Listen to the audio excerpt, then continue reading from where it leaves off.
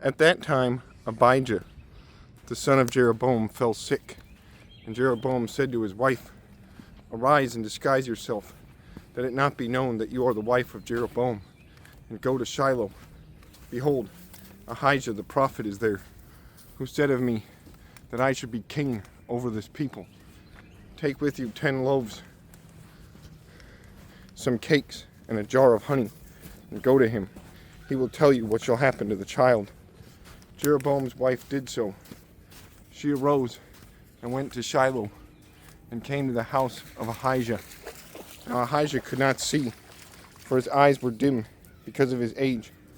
And the Lord said to Ahijah, "Behold, the wife of Jeroboam is coming to inquire of you concerning her son, for he is sick. Thus and thus you shall say to her." When she came, she pretended to be another woman. But when Ahijah heard the sound of her feet, she came in at the door. He said, "Come in, wife of Jeroboam. Why do you pretend to be another? For I am charged with unbearable news for you. Go, tell Jeroboam, thus says the Lord, the God of Israel, because I exalted you from among the people and made you leader over my people Israel, and tore the kingdom away from the house of David and gave it to you. And yet you have not been like my servant David, who kept my commandments and followed me with all his heart, doing only that which was right in my eyes. But you have done evil above all who were before you, and have gone and made for yourself other gods and metal images, provoking me to anger, and have cast me behind your back. Therefore, behold, I will bring harm upon the house of Jeroboam, and will cut off from Jeroboam every male, bond and free in Israel, and will burn up the house of Jeroboam as a man burns up dung until it is all gone.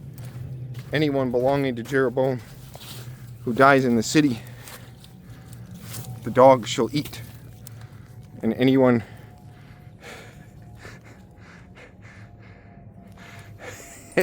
who dies in the open country, the birds of the heavens shall eat, for the Lord has spoken it. And therefore, go to your house.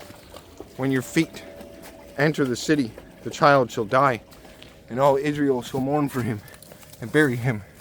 For he only of Jeroboam shall come to the grave, because in him there is found something pleasing to the Lord, the God of Israel, in the house of Jeroboam. Moreover, the Lord will raise up for himself a king over Israel, who shall cut off the house of Jeroboam today, and henceforth the Lord will strike Israel as a reed is shaken in the water, and root up Israel out of this good land that he gave to their fathers, and scatter them beyond the Euphrates, because they have made their Asherim, provoking the Lord to anger. And he will give Israel up because of the sins of Jeroboam, which he sinned and made Israel to sin. Then Jeroboam's wife arose and departed and came to Tirzah.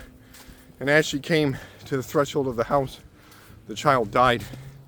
And all Israel buried him and mourned him, according to the word of the Lord, which he spoke by his servant Ahijah the prophet. Now the rest of the acts of Jeroboam, how he warred and how he reigned, behold, they are written in the book of the Chronicles of the kings of Israel. And the time that Jeroboam reigned was 22 years, and he slept with his fathers, and Nadab his son reigned in his place. Now Rehoboam the son of Solomon reigned in Judah. Rehoboam was 41 years old when he began to reign, and he reigned 17 years in Jerusalem, the city that the Lord had chosen out of all the tribes of Israel to put his name there. His mother's name was Naamah, the Ammonite.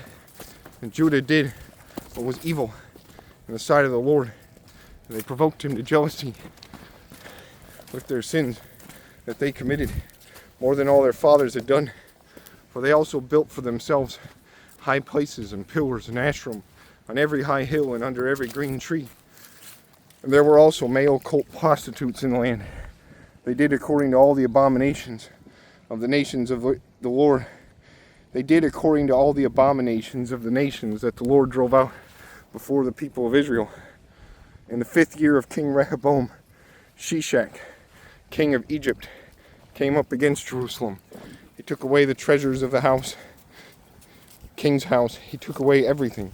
He also took away all the shields of gold that Solomon had made. And King Rehoboam made in their place shields of bronze and committed them to the hands of the officers of the guard who kept the door of the king's house. And often as the king went into the house of the Lord, the guard carried them and brought them back to the guardroom. Now the rest of the acts of Rehoboam and all that he did, are they not written in the book of the Chronicles of the kings of Judah?